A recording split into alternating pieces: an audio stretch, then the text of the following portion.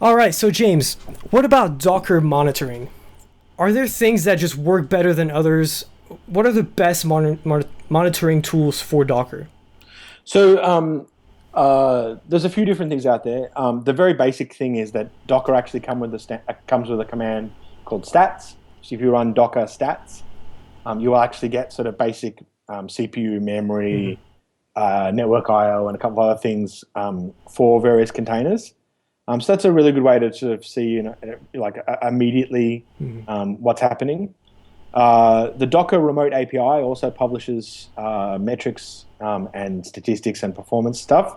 So you can actually suck that out and like and build some sort of interface to convert that into place. Hmm. There's a few other different tools out there um, that have sort of people have built integrations. So I think there's now the Amazon ECS, the container product has Hmm. a metrics module. New Relic has a Docker module. Datadog has a Docker module. Librato has a Docker module.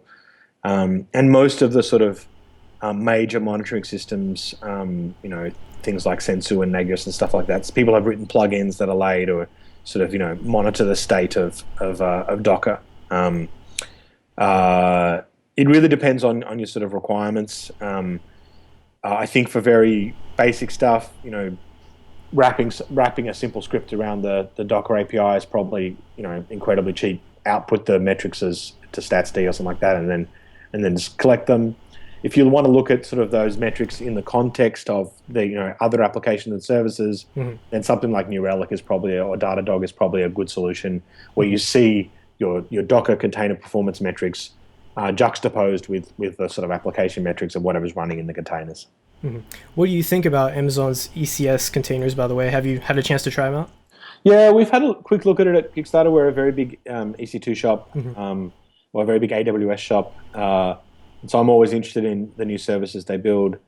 I like it. I think it's missing some features from my point of view. It's not quite ready for prime time. Hmm. I find deployment with it is a bit it's still a bit sort of clumsy. Job scheduling, job management, still not perfect there. But it's like a lot of AWS products. The first cut is obviously them trying to sample the market. Right. Um, but if I compare it to say, obviously it's not in the same league as something like Mesosphere or something like that. That's specifically designed for job Hmm. scheduling and orchestration. But it's on the way there, and it'll be interesting to see how it evolves. Hmm. So I don't want to spend too much time on what Docker is and how it works because I feel like there's already a lot of content on the internet that talks about this. Should hope so by But now. but just in case people that are tuning in right now aren't very familiar with the technology, I don't want to lose them. So can you give us a general overview of what Docker is? So Docker is a container virtualization system. So essentially, it's a very lightweight virtualization system. It allows you to think about traditional virtual machines. They tend to be sort of take a lot of disk up, a lot of CPU, a lot of memory. Hmm. They take quite a lot of launch because they really are very separate, very isolated machines.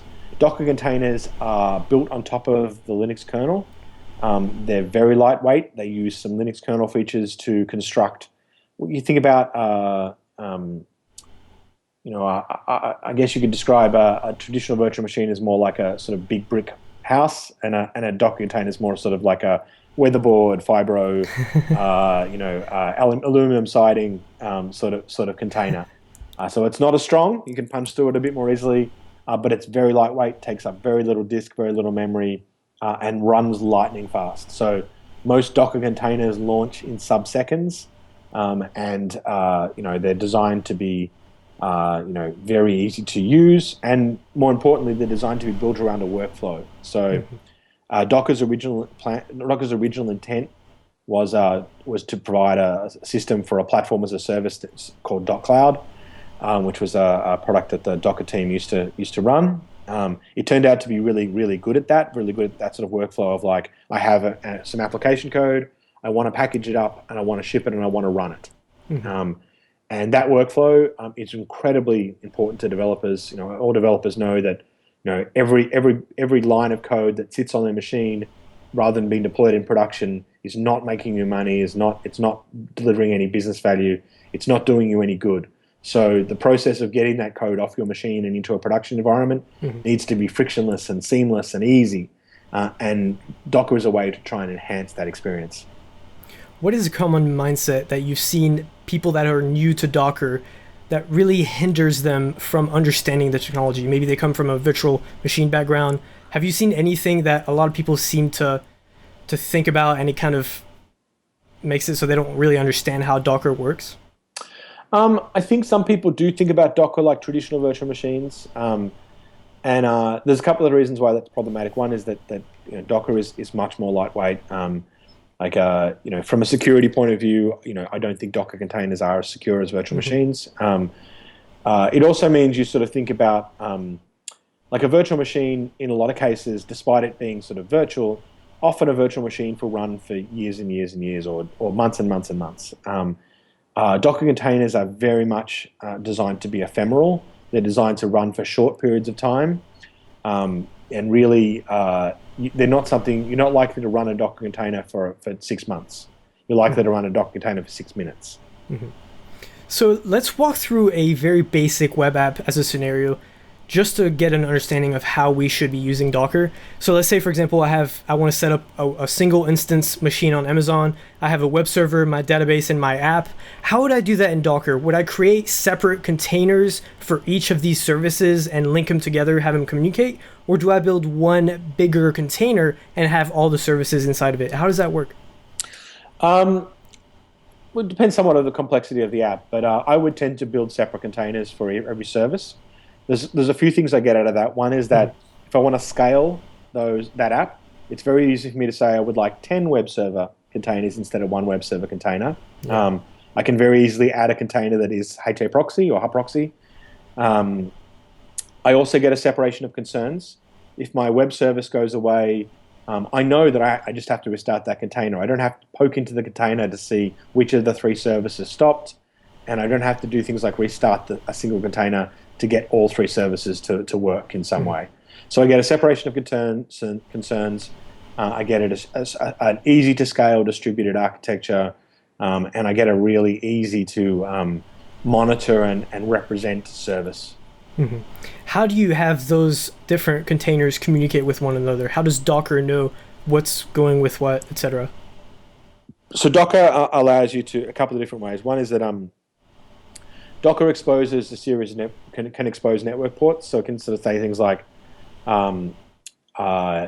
let's say your web server might expose port 80 or port 443, and then your application server, your database server might expose, port 3306 for MySQL or whatever it happens to be.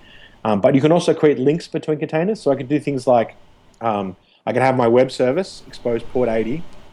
People all connect to the web service container.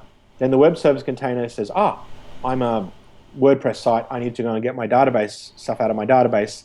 And it says, I have a link to the database container. It's container number 1 over there. I'll container MySQL 1. And it goes off and uses the Docker daemon to find a route to that container. It's a private route, so it doesn't matter that no one else except the web service container can talk to that database server. There's no ports exposed. That container is completely isolated from anything except the container it's linked to. Seems like I have read a few posts that talk about that and still see that as a security issue. I don't know, maybe if they get into the web server, they'll have access to all the variables for the database or something like that. How do you keep that secure? Going back to the security issue you were talking about just a few minutes ago. Well, there's 2 things to think about there. One is that security on containers and sort of at the application level is no different from security on a virtual machine. Like if you allow someone to get inside a virtual machine through a web service and punch holes into the virtual machine and poke around in there, I don't see that as very different from doing the same thing in a Docker container.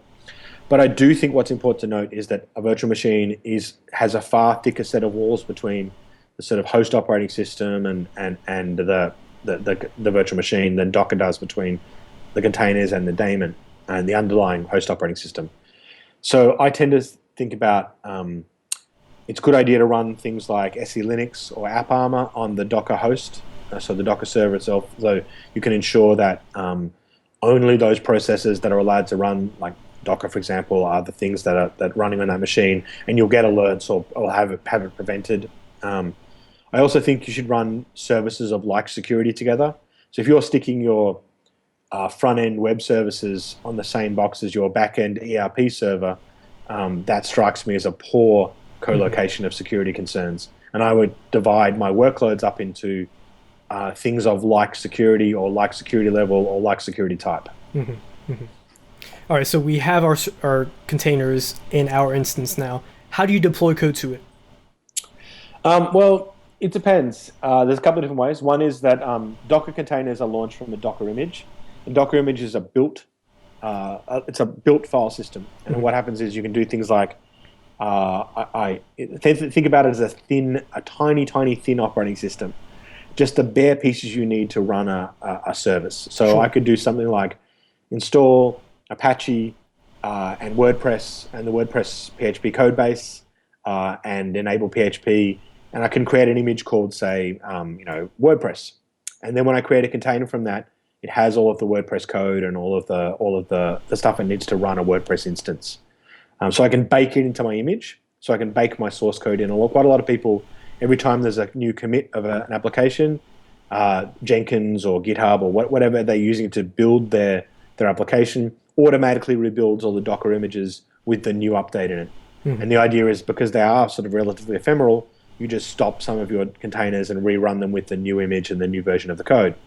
The other approach is that Docker has a very good system of being able to load file systems and mount points inside a container. So I can do things like, just like the mount command, I can say, inside this Docker container, mount this directory or this file system or this file share or this volume from a third-party storage system, and that file system might contain the source code for my application, or it might contain a checked out Git repo or something like that. Okay. So if you don't want downtime, would you have to set up a load balancer, for example, and you take one container down and bring the other one up at the same time? Assuming that it's an always on service, then sure. The idea would be that you'd have a load balancer, and you would say take classic deployment stuff. Take 10% of the containers down, recreate them with the new from the new image with the new version. Test that they work, and then do a rolling deployment from there. It's not a new it's not a new paradigm. Right. So do you guys use Docker at Kickstarter? We do. We primarily use it for local development, but I'm sure in the future we'll expand that. That tends to be where Docker starts. Tends to start in local development environments and end up in production. I've got a question about that in just a little bit, actually. But so you use Docker at Kickstarter. You used to work at Puppet as well, Puppet Labs, right? Do you guys use Puppet for Docker? Is that the recommended way of managing something like Docker files, for example, and getting all those booted up? How do you guys usually do that? So I think a configuration management system like Puppet or Chef or Ansible is an ideal way to build and maintain the sort of Docker infrastructure, because you still need to manage all your Docker hosts. You still need to bring up those instances in EC2 or the cloud. So that's a really simple way of doing that, and I strongly recommend that for consistency. All the reasons you use a configuration management system: consistency and repeatability and compliance and enforceability. That's a very good way to actually manage your Docker hosting environment. Sure. Many people also use it to build containers and build images and things like that. That's all an equally viable approach. Well, here's a follow-up question from user ELYKQUENT. How do you recommend automating the management of orphaned volumes and orphaned images created during image development? Yeah, interesting question. I'm not sure there's a good answer yet. And it depends what you mean by orphaned, I guess. No, I think my answer is I'm not sure there is a good answer. I think that maintaining tools like the Docker Hub and local registries allow you to store images and things like that. understanding what images and what their current version is, and the current layer or the SHA that they're using, is probably probably at this moment still a sort of relatively manual process. I don't think there's an easy solution there yet. Sure. Okay. Good question. So going back to production, there are people who believe that Docker is not really ready for production yet. And there's Simon Eskildsen, I'm sorry, Simon, if I pronounced that wrong, from Shopify, who wrote a post in July named "Why Docker is Not Yet Succeeding Widely in Production," and stating, among other things, that image building for large applications is still a challenge. And then he goes on to say, Docker files make this almost impossible for large apps. He also says that logging is all over the place and there is no great generic solution. And there are a few other things he points out. And, they've gone through a big ordeal moving Shopify to Docker containers. If people are interested, do check those out. There's a lot of videos on YouTube, etc. And I'm going to send an email. It'd probably be a good interview as well. But anyway, my question is, do you see some of these issues, like the Docker file, for example, being too abstract to enable complex use cases, and logging having no generic solution? Do you see these as solvable issues, or are these inherent to the technology and mission that Docker is trying to accomplish? So I will say that I've read Simon's post. It's good, and it's there is some great stuff, and I strongly recommend having a read of it. I'm not sure that the world has stood still since Shopify Shopify was a relatively early adopter of Docker, and I like them and the other shops that did sort of start adopting Docker, say middle of last year or something like that. There were some traumatic experiences. Like this is cutting edge technology, right? Exactly. I would not have recommended. I would not have recommended that you run a pre 1.0 release of Docker in production. In fact, every piece of documentation I ever wrote had a header at the top of it that said, we do not recommend you use this in production." A significant number of companies, including Shopify, ignored us, and which is awesome. Like, if they're prepared to be on the cutting edge, that's great. But with the cutting edge comes some compromises, and that's in terms of feature and stability. However, the last couple of releases of Docker 1.7 and 1.8 are significantly more stable and significantly more featureful than previous ones. So, for example, the question of logging, Docker now comes with login plugins. You can do syslog and Guelph and FluentD and a bunch of others. There are plugins for integrating with storage. There's a whole plugin architecture being designed. There's better networking. There's better security. There's more stability. I think that I would suggest, outside of very challenging environments and very complex environments, that Docker is quite ready for prime time. That being said, I also sort of challenge people when they say, Docker's not ready for production for my highly complex app. Yeah. I would also say, what is ready for your highly complex app? If you're designing a complex multi-tier, multi-site, distributed computing application, there's not, you're probably designing a lot of your own tooling. There's not a lot of tooling out there that doesn't require serious engineering nous and serious engineering effort to get it running. If you're looking at Docker as a panacea in that space, you're probably not doing a very good job as an engineer. Mm-hmm. So do you think some of these larger scale apps like Shopify, for example, using Docker, have they been able to contribute back to the core and help out iron out some of those issues? I very much think so. I particularly want to shout out to the team at Guilt in New York and the team at Spotify in New York, both of whom were very early adopters of Docker and gave huge amounts of feedback. I sat in numerous meetings with folks from both companies who were very generous with their time, going, often going, "When are you guys going to fix this thing? It's terrible." But providing really solid feedback on how they implemented things, what they needed, what they cared about. And there are a bunch of other companies out there who but donated time and effort, and in many cases contributed code.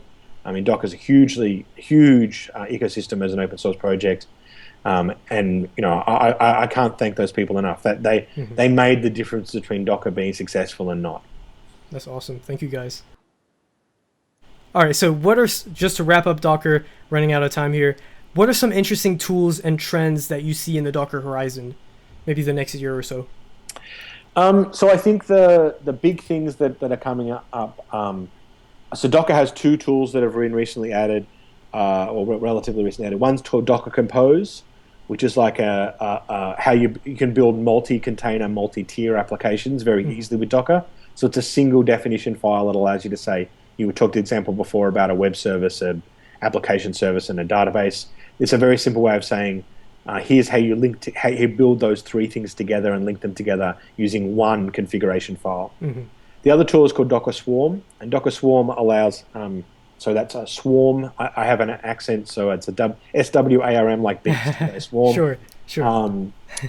It's an orchestration tool for Docker. It allows you to run Docker in multiple distributed environments. So previously, Docker hosts didn't know about one another. So if you had containers running on one Docker host, they didn't know about containers running on other Docker hosts. Docker Swarm provides that capability. It means you can deploy multi-tenant, multi-geography, distributed Docker environments. Transfer containers between hosts, spin up certain containers in certain data centers, and that's very early days. But I think that's going to be really fascinating. And the other thing is that the plugin system around Docker is going to enable you to be able to integrate Docker with a bunch of other tools, storage systems, logging systems, networking, software-defined. This is a huge thing in the sort of software-defined data center world. And that's going to be really exciting stuff. They also just came out with a toolbox that makes it a lot easier. Yes, I should have mentioned the brand new earlier in the week Docker Toolbox, which combines the Docker client, Docker machine, which is a way of provisioning Docker hosts, Kitematic on an OS X and Windows, which is a GUI interface to Docker and the Docker registry. It includes the Compose tool on OS X, and it includes VirtualBox and a running Docker server. It's really great. It's all out of the box. It's one single command to install all the pieces you're ever going to need as a local development environment and get started. Thoroughly recommend people check that out if you want to get started with Docker. Yeah, I'll put a link below the video, and I'm sure you could Google it really quickly as well. Yeah, right. I also, just to throw in there, I wrote a book called The Docker Book. Yes. An update will come out this weekend that includes all of the 1.8 and Docker Toolbox updates. So probably come out on Sunday, depending on how much sleep I get on. Very nice. So if people want to stay in touch with when the Art of Monitoring is going to come out and that update to the book, how do you recommend they do that? Yeah, so the www.dockerbook.com has basically that tells you about the latest release and has all the errata. It also has a mailing list you can subscribe to, and has links to buying the book and what's new and changed. And on the www.artofmonitoring.com, there is a link there for a mailing list you can join, and I'll be sending out updates about the book as they appear. All right. So James, do you have a few minutes, or I know we're about to run out of time here? I do have a couple of minutes. Yeah. Okay. Just got a few more questions about Kickstarter, and I'll let you go on your way. So what do you do in day-to-day operations as a VP of engineering? What does your job look like? My job is largely a leadership function. So I'm really there to ensure the team has everything it needs to build awesome product, and to has the right number of people and the right tools and the right process, and my job is really to facilitate them being awesome as being engineers and data people and designers and ops people and all that sort of stuff. What would you say was one of the hardest challenges that you guys have worked on? I think probably for us, it's Kickstarter is a very established service. It's been around 6 years or so. We have a very passionate community. Building software for passionate communities is hard. You want to build something that's going to delight them and make them really happy, make them engage even more strongly with the product. But they're very used to a product that looks and feels as ours does. And so you want to build things that are also tasteful and elegant and seamlessly provide them with oh wow, this is a much better user experience, rather than sort of things that are disjointed and are sort of surprising to the user. You want them to be pleased, not surprised, I guess. I think too, we rapidly growing. we've the team has gotten bigger, but also the traffic and the size of the projects on the site. How much traffic do you guys get? Uh, I'm not sure. I'm not sure. I'm allowed to quantify that, but let's put it this way. Earlier this year, the Pebble project raised $20 million. Mhm. We have projects that have tens of thousands to hundreds of thousands to even millions of backers. So if you imagine that's something like Pebble, that's several hundred thousand people simultaneously hitting and Right. clicking back, to give you an indication of the sort of scale we're talking about, and that presents challenges. So we've obviously got to scale the site out in a sort of in a seamless way as possible, and in a way that ensures our user base and our community has an awesome user experience. Awesome, James. I really appreciate your time, and I was going to compliment you on the wine bottles in the back and the gun, the handgun. That is a pretty cool handgun. It's actually from Hellboy. It's Hellboy's Oh, okay. prop from I thought it looked kind of familiar. yeah. I'm Cool. not otherwise a gun person. It's a movie memorabilia as opposed to a function. Certainly in New York City, definitely opposed to a function. Otherwise, I might end up with a SWAT team down my neck. So Well, great. So, guys, check out both of his or all his sites. I know you've got multiple different sites for the art of monitoring and the books. You've written so many different books, and I do want to give you a shout out. I saw somebody else on Reddit comment about this, but I really, really believe that you're a very good author. Just when going through your different books, sometimes when you have authors, they write different things like this, and they don't really expand on the details. So they'll show you configuration or something, and just kind of skip out on some of the important details, but you don't. You always walk through step by step. So thank you very much for putting out such great content, James, and thanks again for doing this interview. I really appreciate it. no, thank you. It's really been good fun, and I really appreciate the compliment. It's what I aim to do is try and build books that are really simple and people can learn from and grow from. And some people are going to find those simplistic, but I think that it's important to explain the basics coherently and simply. I agree entirely. Thank you all for watching. Make sure you leave a comment, let us know what you learned from this interview, and to thank James. Thank you all for Yes. watching. Thank you Have very a much. great day.